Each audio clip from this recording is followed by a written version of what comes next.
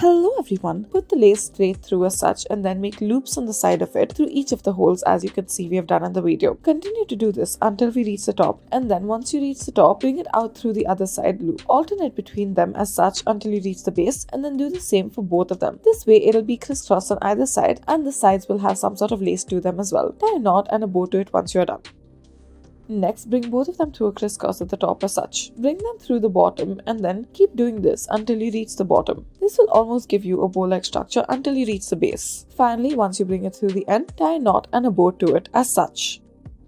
Next, we will take the lace and then put it through the middle hole as such. Make a diagonal loop through it and then make it double layered. Bring it out underneath and then make a triple layer diagonal line to it. Now go through the bottom and then alternate between the diagonal lines that you are making through this. It will give you a kind of checks-like shape. Once you do this, bring it out through the last loop that is left and then tie a bow out of it.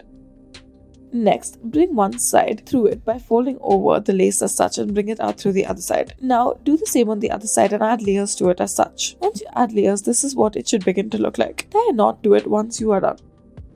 Bring it through the top as such and make 2 loops out of it by bringing it around it or wrapping the lace around it through the top as such. Make a crisscross shape in the middle section and then loop it over 2 times. Do this until you reach the bottom and then tie a normal bow to it. Next, start off by taking the lace and then make loops on the sides of it as such until you reach the base of it. Now, once you are done with this and once you reach the top, bring each of the ends of the lace through each of the loops that you have created and then tighten it once you are done with this. Make sure that you go outwards facing inwards and then insert the excess in place. Make a crisscross shape out of each of the lace and then bring it out through the side as well. Now, once you reach the base, tie a knot on either side of it and join it in the center.